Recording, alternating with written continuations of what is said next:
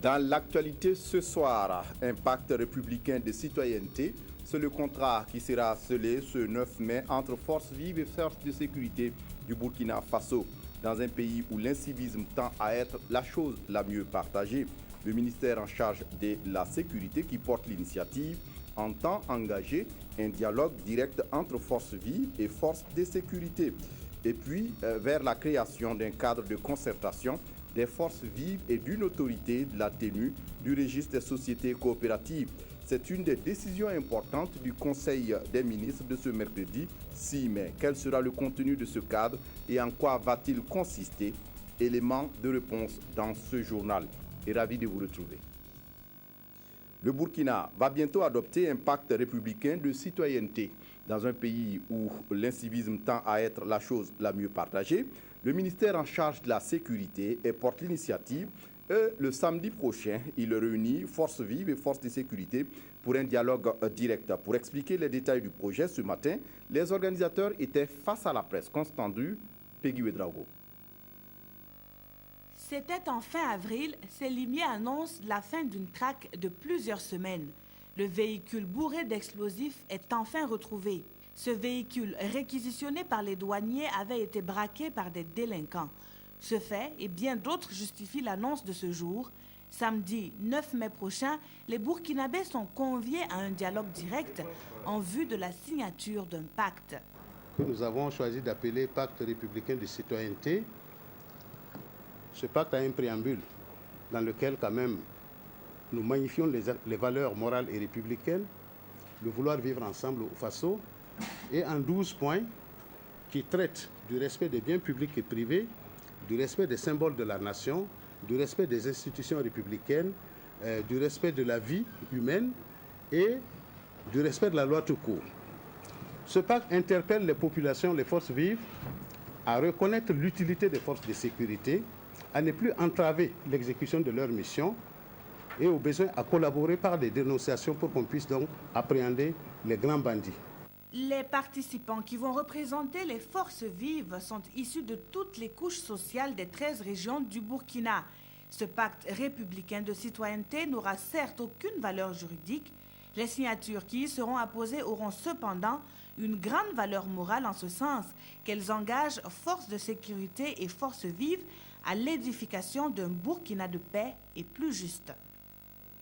Justement, un cas concret d'incivisme, la ville de Bobo-Dioulasso s'attaque à l'occupation anarchique des voies publiques au secteur 24 de la ville où le phénomène semble important. Une équipe de la voirie a procédé hier au déguerpissement des occupants qui ne détiennent aucune autorisation. Une opération qui ne s'est pas faite sans gorge chaude. Constat de Karim Sissé sur place à Bobo-Dioulasso. Aruna Kinda est un jeune commerçant résident à Bobo-Dioulasso. Cela fait maintenant quelques années qu'il a installé des kiosques sur cette voie du secteur 24. Aujourd'hui, il est sommé par les autorités de la voirie de dégager. Ça fait 5 500 000 que j'ai dépensé ici. Je n'ai pas récolté quelque chose d'abord. Je dois même inaugurer le restaurant dans ces jours-ci. Mais si on me dit de quitter de suite, je vais faire comment? Tout comme Aruna Kinda, ils sont nombreux ceux qui vivent la même situation. On ne peut pas les installer parce qu'ils n'ont aucun titre, ils n'ont aucun document. Ils n'ont même, chaque personne d'entre eux n'a un papier. Ils n'ont pas une autorisation provisoire d'occuper le domaine public. S'ils avaient un papier, on pouvait négocier avec eux et puis les proposer des endroits pour qu'ils puissent partir. Mais tel n'est pas le cas. Je les ai proposé d'aller sur les rives de la rue. Non qu'à laisser l'emprise de la chaussée et aller sur les à côté. Les occupants reconnaissent à l'unanimité qu'ils sont anarchiquement installés et que tôt ou tard, ils sont appelés à quitter les lieux. Mais ils souhaiteraient que les autorités leur accordent un certain délai, question de trouver un autre site. Et puis d'importantes décisions ce matin au Conseil des ministres. D'abord la création d'un cadre de concertation des forces vives et d'une autorité chargée de la tenue du registre des sociétés coopératives. Le Conseil a également décidé d'une nouvelle forme d'organisation du Tour cycliste du Faso. Il s'agit de la création d'un secrétariat permanent du Tour. Le Conseil s'est penché également sur la récente cyberattaque dont les victimes ont été les sites web des ministères et institutions publiques. Le résumé de Haruna Maré et de Alidou Badini. Palais de Kosiam. Examen et adoption de dossiers intéressant la vie de la nation. Il en a été question à ce Conseil des ministres. Le département en charge de l'administration territoriale, de la décentralisation et de la sécurité a soumis au Conseil un décret sur la création d'un cadre de concertation entre l'État et les forces vives de la nation. Il s'agira donc d'un organe consultatif qui va donc produire, après analyse sur un certain nombre de choses concernant donc des secteurs divers de la vie de la nation, donc pouvoir faire des recommandations conséquentes après échange évidemment des parties prenantes au cadre de concertation.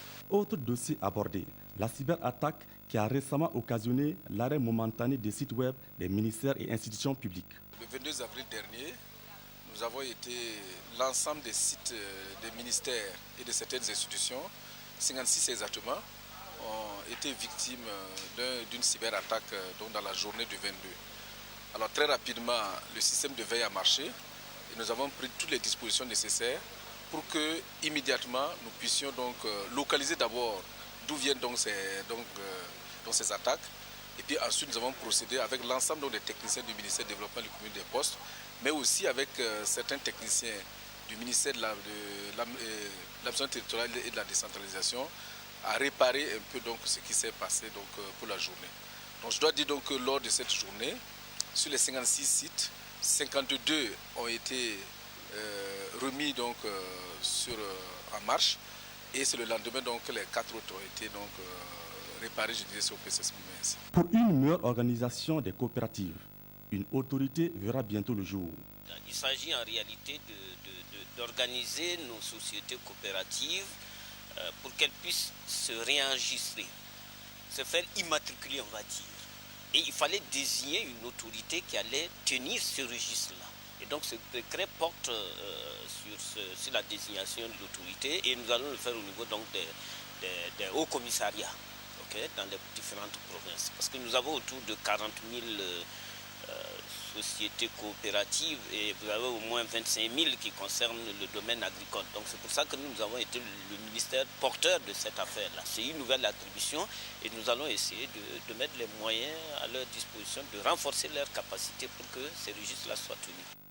Le Conseil des ministres a aussi examiné un rapport sur le Tour du Faso. Rapport qui a permis de déceler les forces et les faiblesses du Tour. Dans le dispositif que nous sommes en train de mettre en place, nous allons créer un secrétariat permanent et nous allons nommer un secrétaire permanent. Nous avons déjà fait une réunion avec les différentes parties prenantes pour éviter justement ces impayés-là, pouvoir organiser le tour et au sortir de ce tour-là faire un bilan pour que tout le monde puisse savoir comment les choses ont été conduites, afin de pouvoir situer aussi qu'est-ce qui a pu être fait, qu'est-ce qui a été payé, qu'est-ce qui n'a pas pu être pris en compte. Pour la tenue de la 28e édition, le département table sur la période de fin septembre, début octobre. Le compte-rendu complet de ce Conseil des ministres vous sera donné à l'issue de cette édition. Une bonne nouvelle pour les usagers de la voie de Kongoussi-Guibo. La route sera bientôt bitumée. Le Conseil national de la transition vient d'adopter une loi dans ce sens pour la construction de la voie. Longue d'environ une centaine de kilomètres empruntés, cette voie est aujourd'hui un calvaire pour les nombreux usagers. Bouma Ernest Nidier. Des projets de loi relatifs à des accords de prêt pour la réalisation et la réhabilitation de routes au Burkina ont été adoptés hier à l'unanimité par les députés du CNT. Des projets de bitumage qui concernent entre autres les tronçons Kongoussi-Dibo, Kongoussi-Yargo, Dédougou-Tougan, la route Didir-Thomas-Tougan, les tronçons Tenkodogo-Wada, frontière du Togo, et Kantiari-Diapaga, frontière du Bénin. Selon le ministre des Infrastructures et du Désenclavement, tous ces chantiers seront bientôt une réalité et des mesures sont prises pour la bonne exécution des travaux. Les dispositions sont prises pour une bonne exécution de ces travaux, notamment par la présence de l'administration qui aura une cellule très renforcée avec des ingénieurs et des techniciens à pied d'œuvre sur le chantier. Également nous avons une mission de contrôle qui sera chargée du contrôle des travaux exécutés par l'entreprise. Également, nous allons faire les procédures de sélection. Les critères de sélection sont tels que ce sont des entreprises très performantes qui seront appelées à exécuter ces travaux. En plus de ces dispositions, nous avons prévu également un audit technique et financier qui sera un bureau. L'audit sera effectué par un bureau étranger. Le bitumage de ces tronçons a pour objectif de contribuer au renforcement du réseau routier du Burkina. Toute chose qui permettra de désenclaver plusieurs localités et de faciliter la circulation des personnes et des biens. Le 14 mars dernier, le gouvernement américain a décidé de transférer la gestion des fonctions clés d'Internet à la communauté internationale. Hier, ICANN, une société chargée d'accompagner les pays dans cette transition, était à Ouagadougou pour informer et sensibiliser. Avec le gouvernement burkinabé, il était question du rôle que pourrait jouer le Burkina Faso. On essaie de comprendre tout cela avec Hortense Evelyne Iyelemou.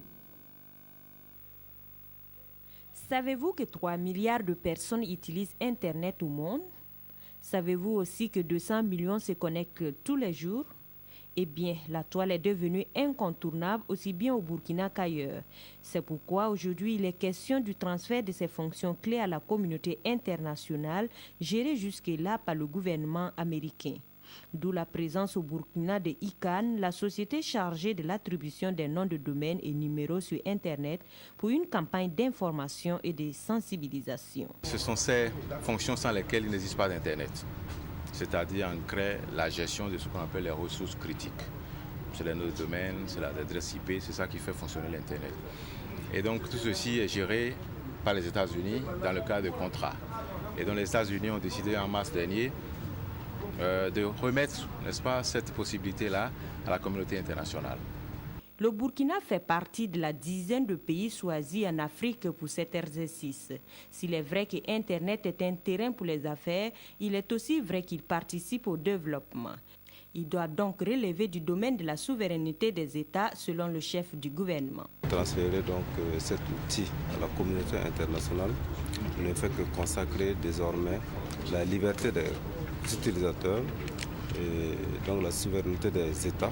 Et donc nous pensons que c'est une très bonne initiative et donc le gouvernement burkinabé va travailler à ce que, en tout cas, la participation des populations du peuple burkinabé et donc à la gestion de cet outil mondial là soit effectif. Au terme des travaux, une déclaration sera adoptée par le gouvernement. Il devrait traduire tout l'intérêt du peuple burkinabé pour une gestion collégiale de Internet, selon le ministre en charge du développement de l'économie numérique.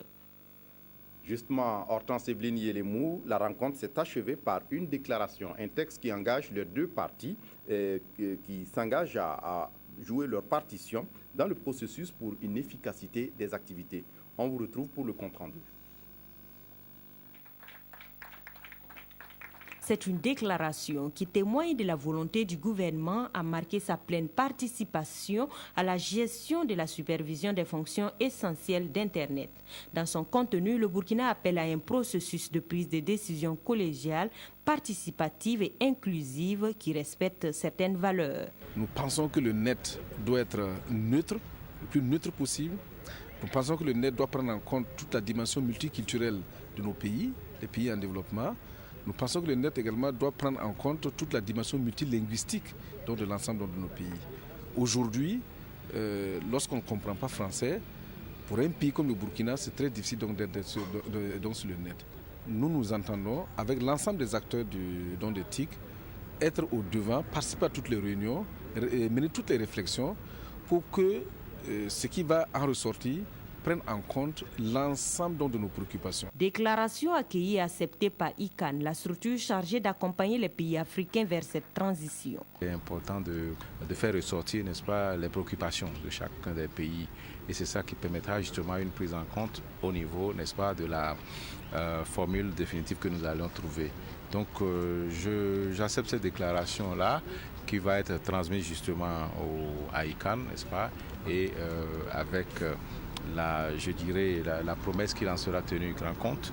Et c'est tant mieux, car le Burkina compte jouer désormais un rôle important dans le dispositif de gestion des fonctions clés de Internet. C'est là pour le bien de ses internautes. Que se passe-t-il à l'UFR Sciences de la Santé et de l'Université de Ouagadougou? À en croire la corporation ANEB de l'UFR, la situation académique n'est pas reluisante.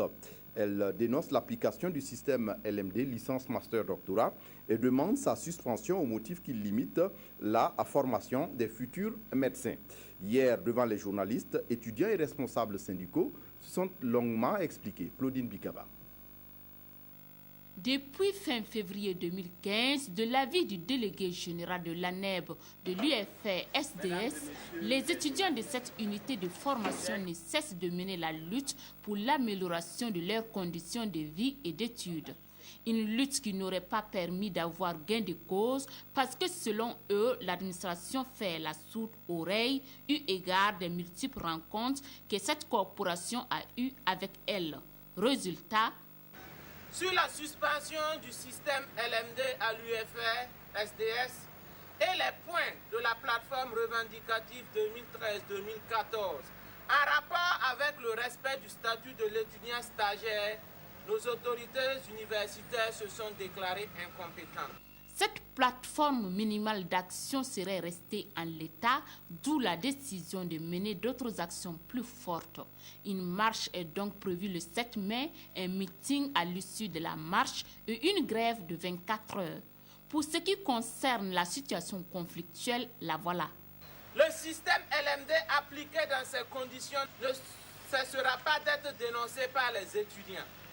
Ce système, comme nous l'avons constaté dans d'autres UFR, limite l'accès des étudiants au diplôme. Car entre autres, de la promotion de S1, L1 en SVT avec 46 admis sur 2629 étudiants. Dans notre pays, on a un médecin pour 21 653 habitants. Le besoin en médecins dans nos pays est donc encore énorme. À ce point de presse, les étudiants sont appelés à la mobilisation pour la satisfaction de leurs revendications. L'émission Controverse de la RTB en parle ce jeudi à partir de 21h. Le moringa est une plante aux multiples fonctions et l'association Belvette en fait la promotion à travers la transformation.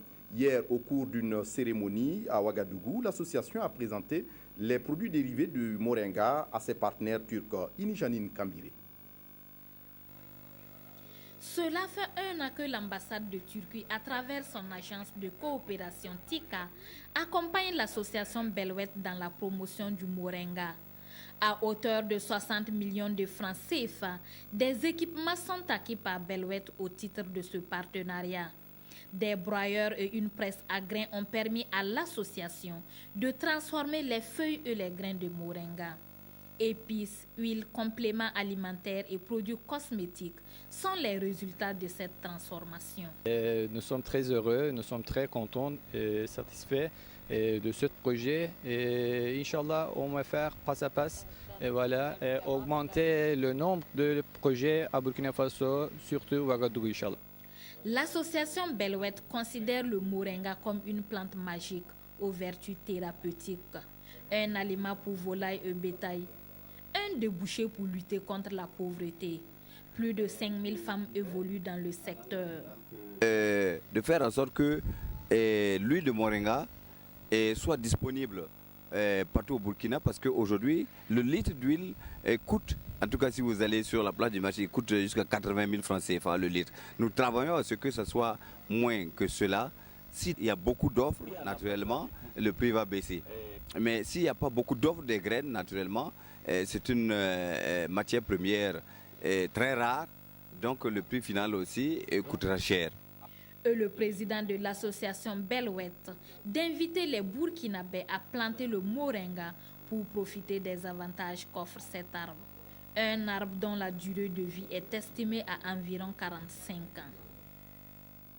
Le Burkina Faso ne baisse pas la garde contre la maladie à virus Ebola. Ce mercredi, l'UNICEF vient de doter les écoles de Zorgo en dispositif de lave-mains. Environ 2500 dispositifs ont été mis à la disposition du ministère en charge de l'éducation nationale. Éléonore Yerbanga a suivi pour nous la cérémonie de don, son compte rendu. L'affirmation est de l'ancien directeur général de l'UNICEF.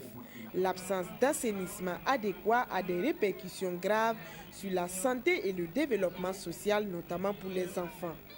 Et avec la fièvre à virus Ebola qui sévit toujours dans la sous-région, ces lave-mains offerts par l'UNICEF vont renforcer les mesures de prévention contre la maladie et participer à la sensibilisation des communautés éducatives sur la nécessité de renforcer la résilience des écoles dans le domaine de l'éducation à l'hygiène et assainissement. Ce geste se situe dans le cadre de la coopération entre le ministère de l'Éducation et de l'UNICEF et aussi dans le cadre de la maladie à virus Ebola qui permet de prévenir à travers le lavage des mains, qui est un geste essentiel à ce titre et pour prévenir aussi beaucoup d'autres maladies. Ce sont au total 2500 lave-mains qui ont été distribués dans plus de 500 écoles dans les régions frontalières du Burkina. Et l'étape de Zorgo dans le plateau central est la dernière pour cette opération d'urgence. Ce matériel est utilisé dans les différentes écoles pour enseigner l'hygiène et l'assainissement au sein des écoles, mais également transmettre ces comportements au niveau de leurs familles respectives. Car il faut la conjugaison des efforts des parents et des enseignants pour qu'il y ait un milieu sain au niveau de l'école, mais également au niveau familial. L'UNICEF a bénéficié dans cette opération de l'appui de l'Agence japonaise de coopération internationale et prévoit étendre ses dons aux autres écoles du pays avec un coût global de 200 millions de francs CFA. Retour à Ouagadougou où depuis bientôt 20 ans, l'Association pour l'entraide et la solidarité des femmes s'investit dans la lutte contre les violences faites aux femmes, la privation des femmes de leurs droits à la succession et surtout pour le bien-être de la junte féminine. Ce 2 mai, l'association a célébré avec faste ses 2 décennies d'existence en présence de Nathalie Sawadgo. Tenez, soit tu me remets les papiers de la parcelle et tu restes ta famille, soit tu refuses. On te les retire de force, on te retire ton affaire, le bébé, on retire les deux, Lazare et Lazare. Et on te ramène de la famille.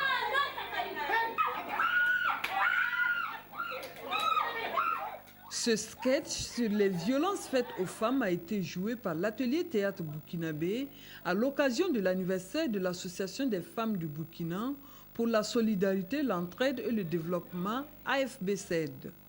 20 ans au service du bien-être de la femme. Un bilan, c'est acceptable. Parce qu'en 20 ans d'existence, nous existons toujours, comme vous le constatez.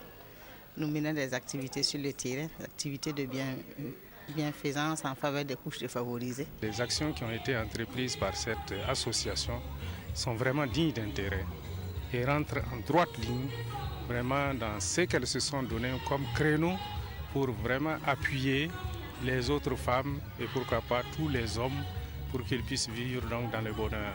Nous ferons toujours le devoir de soutenir ces dames-là, de les accompagner autant que faire se peut pour l'atteinte de leurs objectifs. À l'occasion, l'AFB-SED a remis un lot de vivres aux enfants handicapés de la BEPAM. L'Association des femmes du Burkina pour la solidarité, l'entraide et le développement ambitionne aussi acquérir un terrain pour la construction de son siège afin de mieux encadrer et former les femmes démunies. Et puis pour ceux qui n'ont pas eu le temps de lire les quotidiens de ce mercredi 6 mai, Abdourahmane Zongo revient sur les principaux titres des journaux. Un homme qui enceinte à la fois 2 filles amies ou encore le dialogue direct entre forces vives et forces de sécurité. C'est entre autres le contenu de la revue de presse que je vous propose. Le ministère de la Sécurité est-il en insécurité? En tous les cas, il va en guerre contre l'incivisme en vue de contribuer à la restauration de l'autorité de l'État. Cela à travers un dialogue direct duquel doit déboucher la signature d'un contrat social baptisé Pacte républicain de citoyenneté. Selon le dit ministère et dans les colonnes du journal L'Observateur, ce pacte qui engage l'État et ses administrés se veut comme une boussole où les forces de sécurité s'engagent à travailler avec professionnalisme et où les forces vives promettent de ne plus saccager les locaux des forces de sécurité ni entraver le travail de celles-ci, avec bien entendu l'appui des sommités religieuses et coutumières. Pour notre confrère du quotidien, cette boussole vise tout court à éradiquer les troubles au Burkina Faso. Dans la même veine, le quotidien aujourd'hui au Faso pense que ce pacte veut cultiver ce que l'on appelle le respect du bien public, le bon vivre ensemble, en somme le civisme. Notre confrère s'empresse également de rappeler que ce pacte n'est pas une nouveauté, car deuxième du genre, signé après l'insurrection populaire, mais n'a pas valeur juridique. Dans la rubrique au murmure du journal de tous les Burkinabés, l'on apprend que 2 filles amies tombent au même moment enceintes d'un même auteur qui disparaît par la suite dans la nature. Selon notre confrère, le copain de la titulaire a fini par engrosser l'ami de cette dernière. Pendant la même période, la titulaire tombe enceinte. Une dispute s'est engagée entre les 2 familles des 2 filles, au point que l'auteur des 2 grossesses a pris ses jambes au cou. En définitive, les 2 amis ont dû se partager la maison en attendant le retour du fameux copain en fuite. En attendant également Abdourahmane Zongo demain pour la revue des presse. C'est tout pour ce journal. Merci pour votre attention. Très bonne suite de programme sur la RTB. Je vous retrouve tout à l'heure pour le compte rendu complet du Conseil des ministres.